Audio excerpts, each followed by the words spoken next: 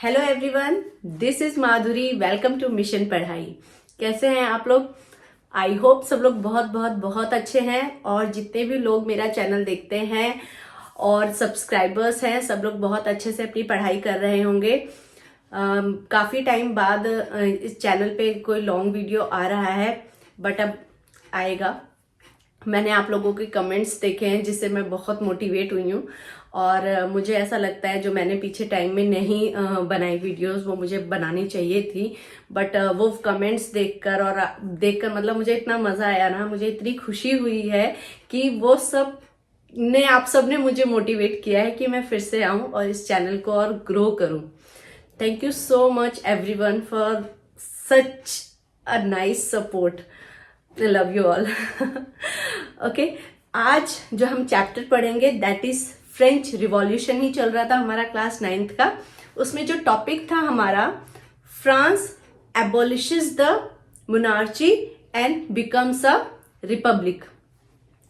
Monarchy क्या है, Louis 16 क्या हुआ फ्रांस के साथ, ये बहुत सारी चीजें, बहुत सारी बातें मैं आप लोगों को लास्ट की वीडियोस में बता चुकी हूँ। इसमें नहीं बताऊंगी सो दैट बहुत ज्यादा टाइम हमारा चला जाएगा उसमें। टॉपिक पर आते हैं।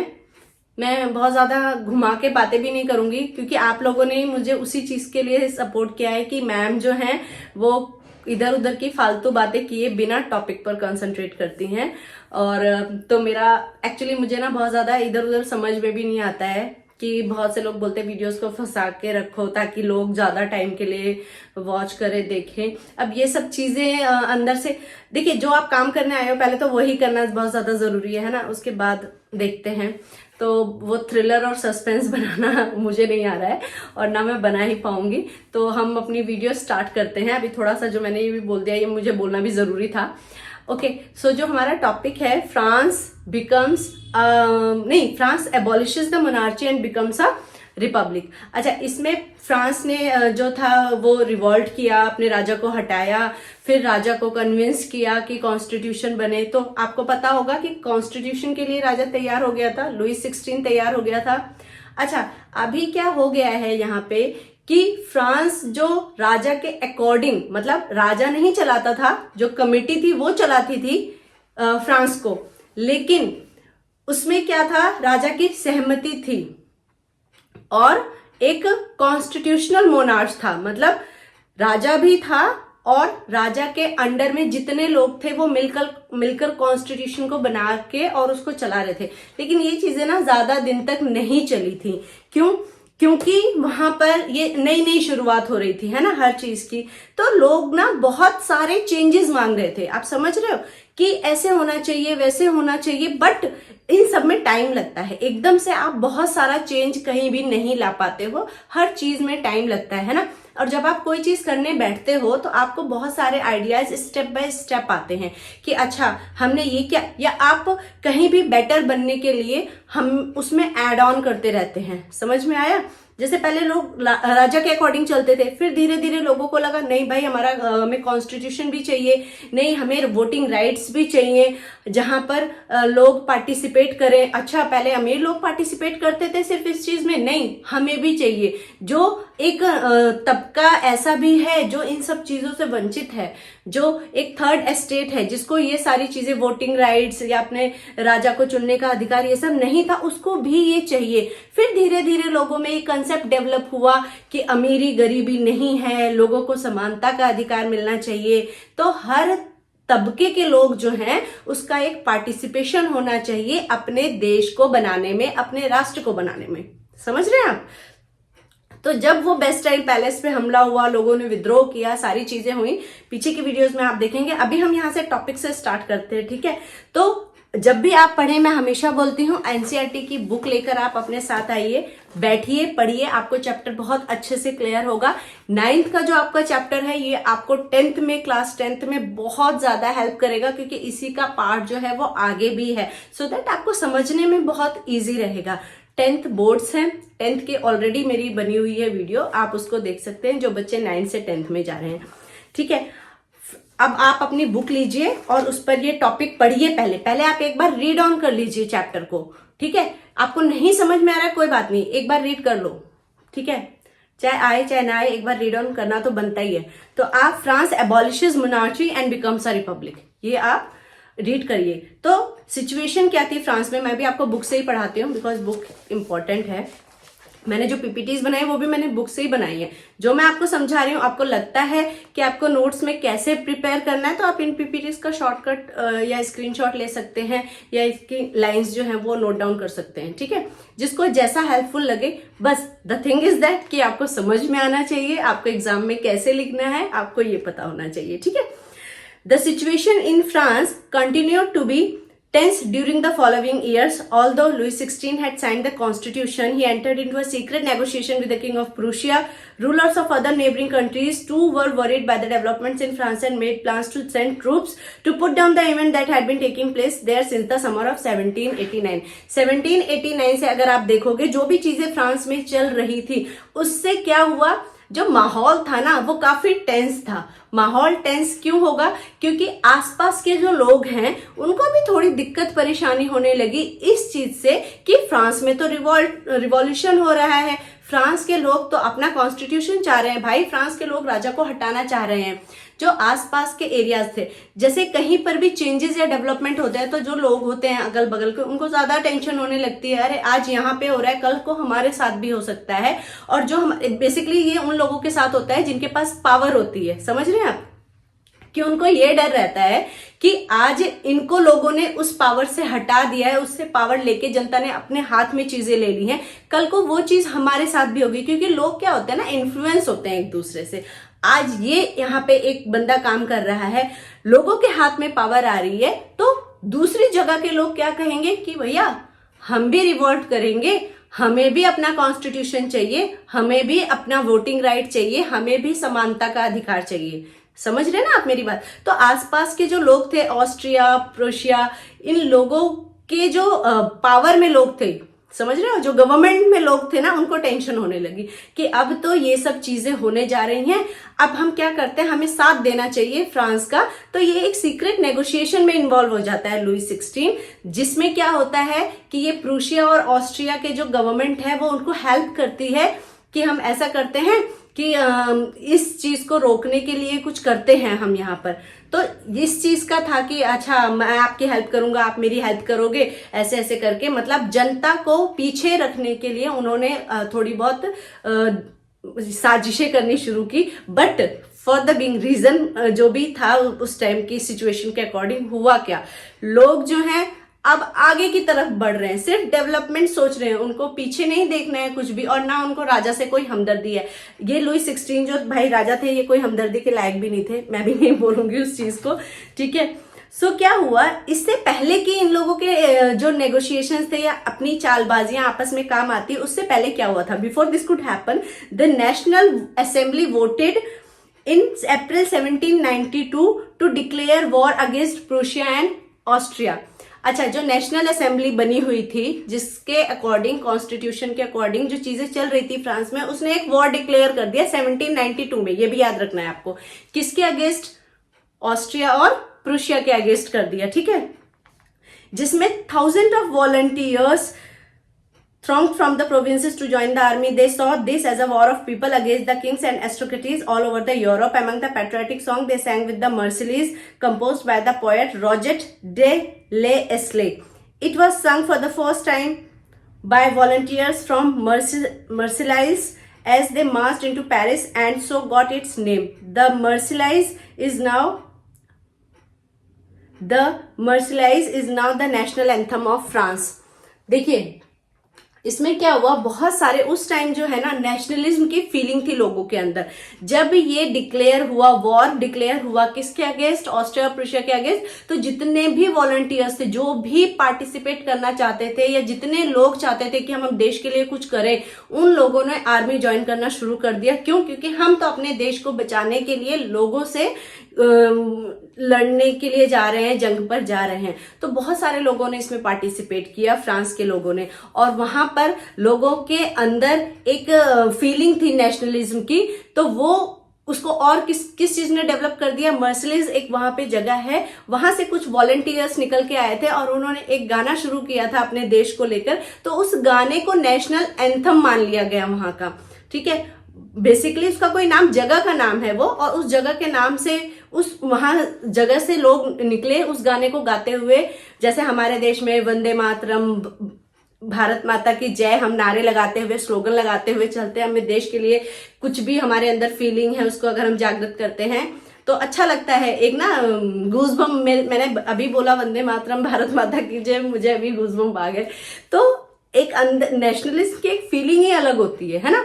जब मैच चलता है कहीं का तो आप मतलब बैठे होते हो और पूरा देश सिर्फ ये सोचता है हमारा देश कैसे जीतेगा, है ना। तो फीलिंग ही अलग होती है। तो लोगों ने ना पार्टिसिपेट करना शुरू कर दिया और पेट्रियोटिक एक सॉन्ग हो गया, लोग बहुत ज्यादा मतलब मोटिवेट हो गए।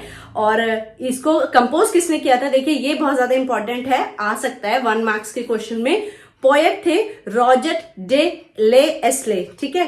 फर्स्ट टाइम उनके जो वॉलंटियर्स थे मर्सिलाइज से, मर्सिलाइज भाई आप उसको प्रोनाउंसिएशन मैं यही बोल रही हूँ, मर्सिलाइज, और पेरिस से में एक जगह है, वहां से लोगों ने क्या किया था, उसको गाना शुरू किया था। तो आप ये पॉइंट्स ध्यान में रख सकते हैं। नेक्स्ट क्या हुआ था, ये जो रिवॉल्यूशन था, अब लोग तो भाई आंदोलन करने या रिवॉल्ट करने चले हैं, लेकिन देखिए जब कहीं पे वॉर होता है ना, या आप जब किसी के अगेंस्ट कर रहे हो, किसी कंट्री के अगेंस्ट आप थाउजेंड्स ऑफ लोग निकल गए हैं उस चीज को करने के लिए, तो आप ये देखो कि आपके देश में भी बहुत सारी चीजें ऐसी होती जाती हैं जो उसको लॉस की तरफ लेके जाती हैं। देखो एक तरह से आप डेवलपमेंट की तरफ जा रहे हो, आप उसके डेवलपमेंट के लिए चीजें कर रहे हो, बट सेकंड क्या होता है कि उसके पीछे भी आपको लॉसेस जो है वो उठाने पड़ते हैं, क्योंकि जो लोग वहां चले गए हैं भाई वो तो अपनी फैमिलीज का ध्यान नहीं रख पा रहे हैं ना।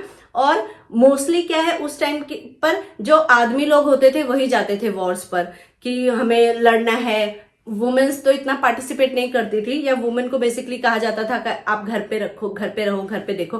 तो इस पीक टाइम पर जब बहुत सारे लोग देश से बाहर थे, जंग पे गए हुए थे, देश से बाहर नहीं मतलब बॉर्डर पर लड़ रहे थे, उस टाइम घरों को किसने संभाला भाई? बच्चे हैं, बूढ़े हैं, घर हैं, इतने सारे जो जानवर हैं, खेत हैं, मतलब सब चीजों को किसने मैनेज किया? औरतों ने मैनेज किया वहां पर, ठीक है।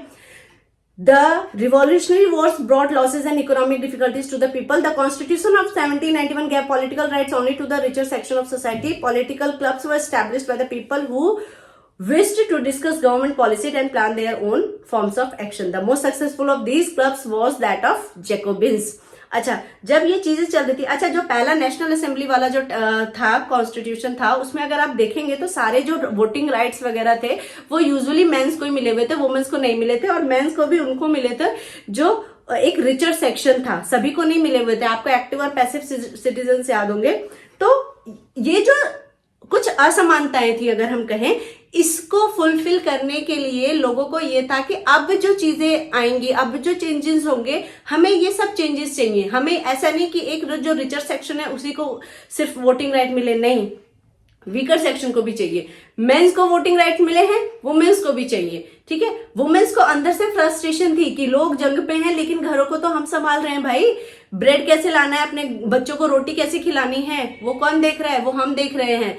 बहुत सारे लोग उस टाइम ऐसे थे, जमाखोर वगैरह जो थे, जिन्होंने अनाज वगैरह जमा कर लिया था। जो ब्रेड प्राइसेस है उसके, जो ब्रेड खाने के हैं उसके प्राइसेस हाई हो गए थे। तो इतनी डिफिकल्टीज में ऊपर से इकोनॉमिकली भी आपके पास कुछ कमाने के लिए नहीं है, क्योंकि आपका जो मेन पर्सन है, घर का पर्सन, वो जंग पे गया हुआ है। तो आप घर में कैसे खिला रहे हैं, कैसे चला रहे हैं अपने घर को, ये एक बहुत बड़ा चैलेंज था। और इस चैलेंज को वहां की औरतों ने बखूबी एक्सेप्ट किया। और एक अगर हम इनडायरेक्टली देखें ना, उनका भी बहुत बड़ा पार्टिसिपेशन और रोल है नेशनलिज्म में। तो ये चीजें उनको भी रियलाइज हुई। धीरे धीरे क्या हुए, जो एक डिप्राइव्ड सेक्शन था बहुत सारी राइट्स से या और बहुत सारी चीजों से, उसने अपने छोटे छोटे क्लब्स फॉर्म करने शुरू कर दिए, ठीक है। जो एक बड़े लेवल पे आके काम कर रहे हैं वो तो थे ही, लोगों ने छोटे छोटे अपने क्लब्स बनाने शुरू कर दिए। उसमें एक सबसे फेमस क्लब था जैकोबिन्स क्लब, ठीक है। तो जो अपना काम अपने लेवल पे करता था, उसको बड़े पॉलिटिशियंस या बड़ी या गवर्नमेंट के आगे जाके कुछ उसको दिखाने की जरूरत नहीं है। वो धीरे धीरे अपनी आगे बढ़ने के लिए अपनी ही चीजें कर रहे थे, ठीक है। वो क्लब्स फॉर्म हुए थे। अब उसमें क्या था, Jacobins start wearing long stripe trousers and came to be known as the sans culottes, literally meaning those without knee breeches. अच्छा, इसमें एक और चीज है कि the members of the Jacobin club belong mainly to the less prosperous section of society such as small shopkeepers, artisans and as well as servant and daily wage workers. Their leader was Maximilian Robespierre। ठीक है, ये important है, इसको आप note down कर लीजिए कि member जो जैकोबिन क्लब्स के मेंबर थे, मतलब ये फेमस था, जो छोटे छोटे क्लब्स बन रहे थे ना, बहुत सारे होंगे ऐसे, लेकिन उसमें जो फेमस था वो जैकोबिन क्लब्स था। उसका जो लीडर था वो मैक्समिलियन रॉब्सबेरी था। इसका जो है ना, एक आगे आपको बहुत इंपॉर्टेंट मिलेगा, इसका एक टॉपिक ही मिलेगा अलग से, तो इस नाम को भूलिएगा मत, इसको याद रखिए। उसमें क्या था, ये जो जैकोबिन्स क्लब थे ना, बहुत लेस प्रॉस्पेरस थे, बहुत ज्यादा अमीर नहीं होते थे। मैंने कहा ना, वो डिप्राइव्ड सेक्शन जो था, अब वो अपने लिए काम करने लगा। तो इसमें कौन कौन से लोग आ गए, शॉपकीपर्स, आर्टिसन, वेज वर्कर्स, ठीक है, ये सब जो सोसाइटी के थे, डेली वेज वर्कर्स, ये सब आ गए। अब उन्होंने अपनी एक पहचान कैसे बनाई, वो एक Jacobin start wearing long stripe trousers and came to be known as sans culottes. अब ये क्या है, एक वो पहनने लगे लॉन्ग स्ट्राइप्ड, आप देखोगे एक पिक्चर में इसमें शो किया हुआ है कि धारी वाली स्ट्राइप्ड होती है ना, धारीदार वो ट्राउजर्स पहनने लगे, लॉन्ग ट्राउजर्स, और उसका नाम उन्होंने दिया सेंस कुल्टोस। इसका मीनिंग क्या होता है, without knee breaches. Without knee breaches मतलब जो अमीर लोग होते थे ना, वो घुटने तक ऊपर ब्रीचेस वाले वो कपड़े पहनते थे, ब्रीच बूट्स टाइप के, समझ रहे हो आप, पैरों में। ये जो थे, ये विदाउट नी ब्रीचेस पहनते थे।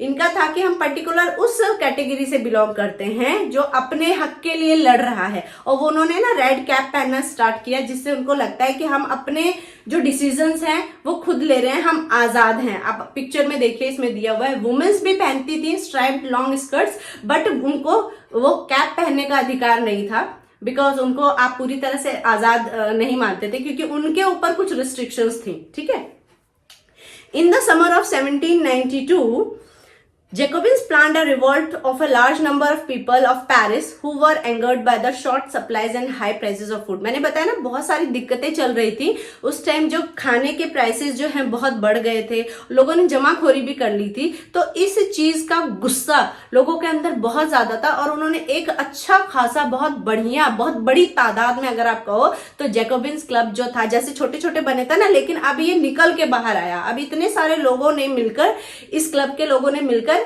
पेरिस के उस सेक्शन के खिलाफ विद्रोह कर दिया भैया, जिसने जमाखोरी कर रखी थी और जिसने खाने वाने के प्राइसेस जो हैं वो बढ़ा रखे थे। ठीक है, on August 10 they stormed the palace of Tuileries, marks the king's guards and held the king himself as a hostage for several hours.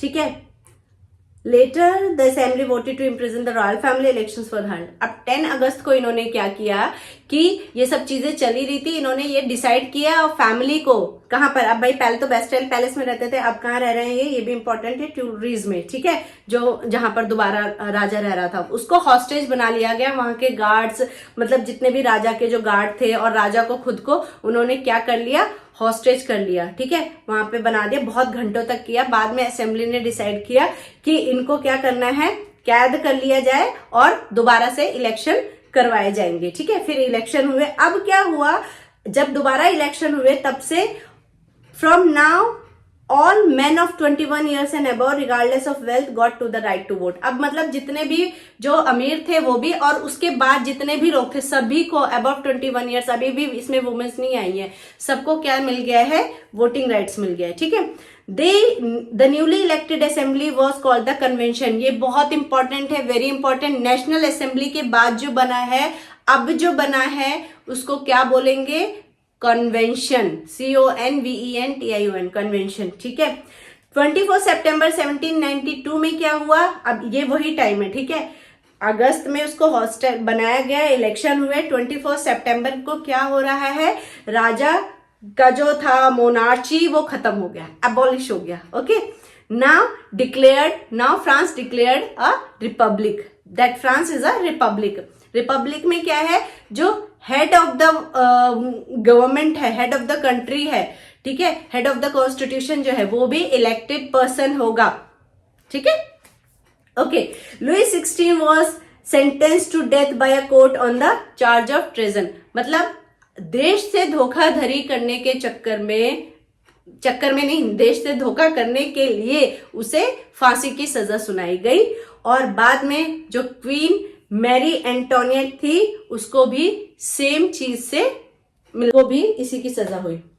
तो ये बेसिकली जो चीज है ये हमने पढ़ी कि France abolish the monarchy and becomes a republic. ये मतलब लाइन बोलते हुए भी मुझे बड़ा अच्छा लग रहा है कि हम एक उस दौर पर हमने विद्रोह करके और आगे लोगों, ये देखिए लोगों की ताकत क्या है, ठीक है।